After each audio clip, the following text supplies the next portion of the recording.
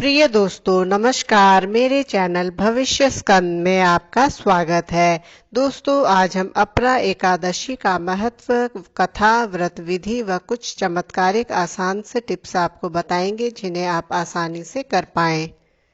पहले तो जिन्होंने हमें सब्सक्राइब नहीं किया है वे लोग हमारे चैनल को सब्सक्राइब करें। आपको हमारी लेटेस्ट अपडेट्स मिलती रहे इसके लिए बेल आइकन को भी अवश्य दबाएं।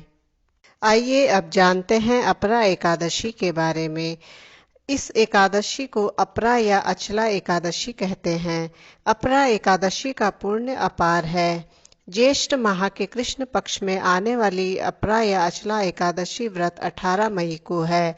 इस व्रत को करने से बुरे कर्मों से छुटकारा मिलता है तथा यश, कीर्ति, पुण्य तथा धन में वृद्धि होती है। इसीलिए जो इंसान इस अमूल्य शरीर को पाकर इस महत्वपूर्ण व्रत को करता है वह धन्य समझा जाता है। इस दिन भगवान त्रिविक्रम की भी पूजा की जाती है। इस व्रत को करने से मनुष्य को तीनों पुष्करों में स्नान जैसा और गंगा जी के तट पर पिंडदान के समान जैसे फल की प्राप्ति होती है। इस व्रत को करने से मनुष्य को ब्रह्म हत्या, पर निंदा और प्रेत योनि जैसे पापों से मुक्ति भी मिल जाती है। 19 मई को पारण का समय रहेगा सुबह 5:28 से लेकर 8:12 तक। सभी एकादशियों में लगभग एक सी ही पूजा विधि होती है। इसमें साफ सफाई एवं मन की स्वच्छता का पूरा ध्यान रखा जाता है। इस व्रत की शुरुआत जैसे सभी एकादशियों में हो जाता है। एक दिन पहले से ही भोजन और आचार विचार में संयम रखा जाता है। इस दिन सात्विक भोजन ही खाएं। एकादशी के दिन किसी का दिया अन्न बिल्कुल न खाएं, ना ही चावल खाएं। इस दिन आम, केले, अंगूर, ताजे फल, मेवे, दूध, आलू, साबूदाना, शकरकंदी आदि चीजें आप खा सकते हैं। कुछ भी खाएं लेकिन सात्विक खाएं। एकादशी के दिन जल्दी उठकर दैनिक क्रियाओं से निवृत्त होकर व्रत का संकल्प लें और भगवान विष्णु जी की पूजा करें। पूजा में तुलसी अवश्य रखें। साथ में चंदन, गंगाजल, अक्षत, नारियल, फल, फूल और मेवे का प्रसाद अर्पित करें। विष्णु जी की विशेष कृपा पाने के लिए विष्णु सहस्त्र नाम का पाठ अवश्य करें। संध्या समय भगवान को भोग लगाकर श्री विष्णु जी की पूजा धूप, दीप और फूलों से करते हुए कथा पढ़नी चाहिए। इसके बाद सभी लोगों में प्रसाद बांटें।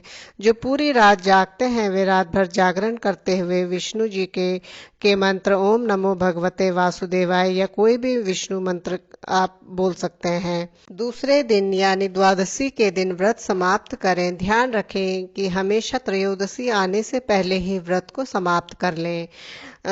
पारण के बाद आप दान दक्षिणा दे सकते हैं। या तो आप किसी पंडित को दें या किसी गरीब को आप दान दक्षिणा जरूर दें। अपरा एकादशी की कथा पढ़ने व सुनने से भी कई गुना फल मिलता है।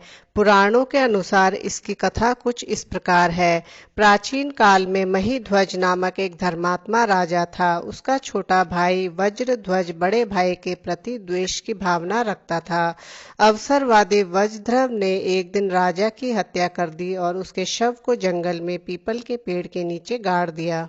अकाल मृत्यु होने के कारण राजा की आत्मा प्रेत बनकर पीपल पर रहने लगी। उस मार्ग से गुजरने वाले हर व्यक्ति को आत्मा परेशान करती थी। एक ऋषि इस रास्ते से गुजर रहे थे। तब उन्होंने प्रेत को देखा और अपने तपोबल से उसके प्रेत बनने का कारण जाना। ऋषि ने पीपल के पेड़ से राजा की प्रेतात्मा को नीचे उतारा और परलोक विद्या का उपदेश दिया। राजा को प्रेत योनि से मुक्ति दिलाने के लिए ऋषि ने स्वयं अपरा एकादशी का व्रत रखा। द्वादशी के दिन व्रत पूजा होने पर इसका पुण्य प्रेत को दे दिया। व्रत के प्रभाव से राजा की आत्मा प्रेत योनि से मुक्त हो गई और वह स्वर्ग को चली। इसी प्रकार जो भी अपरा एकादशी का व्रत करते हैं उन्हें स्वर्गलोक की प्राप्ति होती है और प्रेत योनि से मुक्ति मिलती है। आइए अब जानते हैं कुछ आसान से टिप्स जिन्हें आप घर पर रहकर ही कर सकते हैं। घर में खुशहाली रहे इसके लिए एकादशी की शाम को तुलसी के पौधे के पास गाय के घी का एक दीपक जरूर जलाएं। सभी मनोकामनाओं की पूर्ति के लिए भगवान विष्णु को हर श्रृंगार का इत्र अर्पित करें। इस दिन विष्णु जी को खीर, पीले फल या पीले रंग की मिठाई का भोग अवश्य लगाएं। ऐसा करने से सुख, सौभाग्य व समृद्धि आती है। धन लाभ, अगर आपको धन लाभ की इच्छा है तो इसके लिए इस दिन भगवान विष्णु के साथ माँ लक्ष्मी की भी पूजा अर्चना अवश्य करें। इस दिन भगवान विष्णु को पीले वस्त्र अर्पित करें, ऐसा करने से आपकी सभी मनोकामनाएं पूर्ण होंगी। तो दोस्तों, ये था अपरा एकादशी पर पूर्ण जानकारी। अगर आप हमारी वीडियो पहली बार देख रहे हैं तो हमारे चैनल को सब्सक्राइब करें। आप तक हमारी वीडियो सही समय पर पहुंचे, इसके लिए बेल आइकन को भी अवश्य दबाएं। यदि आपको ये वीडियो पसंद आया हो तो लाइक और शेयर करना ना भूलें। आप अपनी समस्या मुझे bhavishya11skandha@gmail.com पर भेज सकते हैं। बने रहिए हमारे चैनल के साथ, यूं ही देखते रहें और अपने मित्रों, परिचितों और करीबियों को देखने के लिए प्रेरित करें। हम फिर हाजिर होंगे आपके लिए रोचक और लाभकारी जानकारी लेकर। आपका दिन खुशमिजाज, मन प्रसन्न व भविष्य उज्जवल हो, इसी मंगल कामना के साथ अब इजाजत दें। धन्यवाद।